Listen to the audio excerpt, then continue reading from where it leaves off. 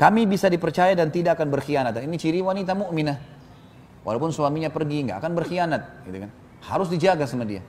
Bagaimana caranya? Allah SWT telah berikan dia laki-laki ini, ya untuk laki-laki itulah dia lampiaskan semuanya. Dan ingat, jangan terpengaruh hanya dengan casing saja. Ya. Perbedaan orang putih, orang gagah, orang cantik, orang jelek, orang pendek, sama saja casingnya. Ya. Itu sama saja. Itu hanya, sekarang orang anggaplah Bapak Ibu sekalian berhasil mendapatkan wanita atau laki-laki yang paling yang kita inginkan. Sudah selesai. Mau diapain wajahnya? Nah, kan cuma dipandang. Memang bisa dimakan wajahnya kan tidak mungkin. Artinya kalau Allah kasih alhamdulillah. Tapi kalau enggak, banyak orang selingkuh kenapa? Karena masalah casing ini. Apa kata Nabi SAW dalam hadis yang sahih?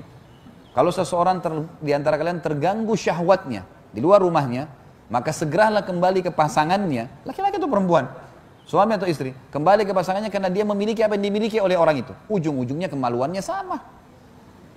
Sama saja. Ini bahasa langsungnya, karena ini ya bahasa ini jarang dibahasakan oleh banyak dai-dai kita, mungkin karena merasa ini riskan. Tapi Allah tidak malu menyampaikan apa yang benar. Maka kita pun harus bisa menyampaikan sebagaimana Allah menyampaikan. Gitu kan? Nabi SAW sampaikan dari Allah, dari Tuhannya. Maka kita harus bahasakan ini.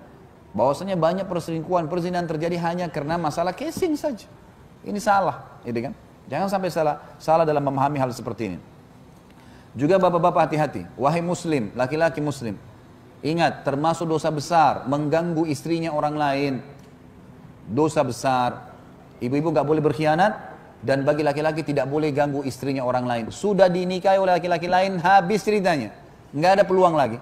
Jangan datang iming-imingi syaitan. Kamu kalau cerai sama suamimu, saya nikahi kamu. Haram dalam agama. Nabi SAW menjadikan itu dosa besar. Dan Imam Madzhabi masukkan dalam kitab Al-Kabair beliau, dosa besar. Man khabbaba zawjatum bri'in au mamlukahu falaysa minna. Siapa yang mengganggu istrinya orang lain, atau dia mengganggu hamba sahaya, atau mungkin sekarang pembantu supirnya, ya, dia mengganggunya. Tentu di sini saya tidak samakan ya. Ini saya sekarang harus hati-hati kalau ngomong, dibalik-balikin nanti.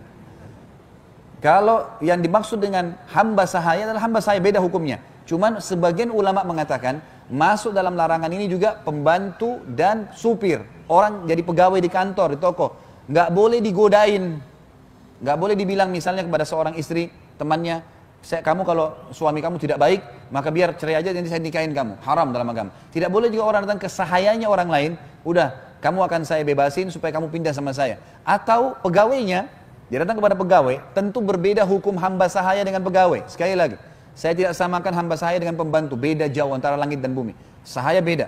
Ini saya bicara secara hukum, ulama menarik benang merahnya. Kalau ini juga terjadi, seseorang tidak boleh berkata pada pembantu seseorang. Misalnya ibu-ibu datang ke rumah temannya, lalu dia berkata kepada pembantunya, dia lihat rajin, masuk ke dapur, kamu mau nggak dikasih gaji berapa? 1,5 juta. Mau nggak saya kasih 2 juta pindah ke saya? Haram dalam agama. Nggak boleh.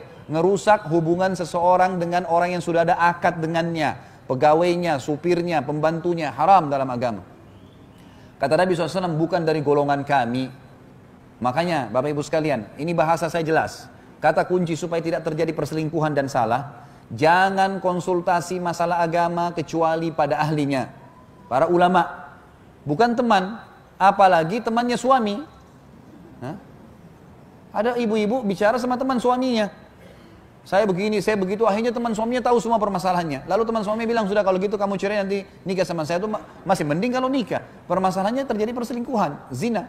Ya, nggak boleh.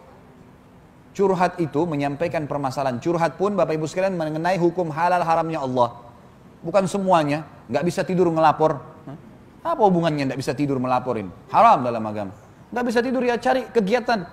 Minum susu cari kegiatan, olahraga capek, nanti tidur. Telepon lawan jenis, saya nggak bisa tidur nih. Apa hubungannya? Haram dalam agama ini. Nggak boleh. Gitu kan?